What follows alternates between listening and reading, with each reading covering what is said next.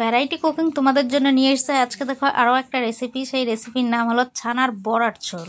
চলো কি করে বানাতে হয় ছানার বড়ার ঝোল সেটা আমি তোমাদের এক এক করে দেখিয়ে দিচ্ছি। দেখো আমি ছানাটা নিয়েছি, সেখানে জিরা, ধনা, গোলমরিচ গুঁড়ো আর নুনটা দিয়ে দিয়েছি। পুরো পরিমাণ মতো দিয়ে দিও, আমি একটু একটু করে দিয়েছি। এরপরে একটু কর্নফ্লোর দিয়েছি, কেননা ভাজার সময় নাহলে এটা ভেঙে যায়, সে কারণে অল্প করে একটু কর্নফ্লোর দিয়েছি। এবার এটাকে ভালো করে আমি মেখে নেব। মেখেও নিয়েছি। আর সাইডে দেখো কাজু, লঙ্কা, টমেটো দিয়ে এটাকে আমি পেস্ট করে নেব। আর সাইডে দেখো কড়াই আমি তেল দিয়ে দিয়েছি, কড়াইটা গরম হয়ে গেছে। আমি এটাতে ছানার বড়াগুলো ভেজে নেব। দেখো তোমাদেরও এক এক করে দেখিয়ে দিলাম। এটাকে একদম ভালো করে ভাজবো, ধিমি গ্যাসে ভেজো। দেখো ভাজাও হয়ে গেছে। আমি এবার এই আমি এবার দেখো যে পেস্টটা রেখেছি সাইডে পেস্ট করে, এবার এখানে দেখো আমি শুকনো মশলা নিব।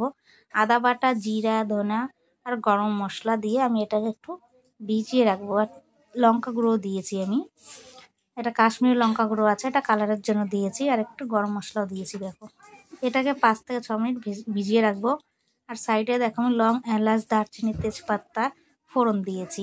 ফোড়ন দেওয়ার পরে দেখো যে এটা আমি পেস্ট করে রেখেছিলাম কাজু টমেটো, সেটা আমি দিয়ে দিয়েছি।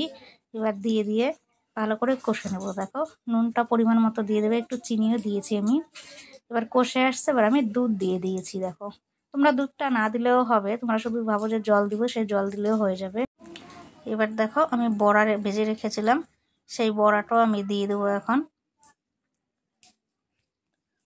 দেখো বড়াটা দিয়ে দিয়েছি। এবার এটা বেশি নাড়াচাড়াও করবো না আর বেশি ফুটাবো না, কেননা বড়াটা তাহলে ভেঙে যাবে আর ঝোলটাও শুকিয়ে যাবে। আমি গ্যাসটা বন্ধ করে দিয়েছি।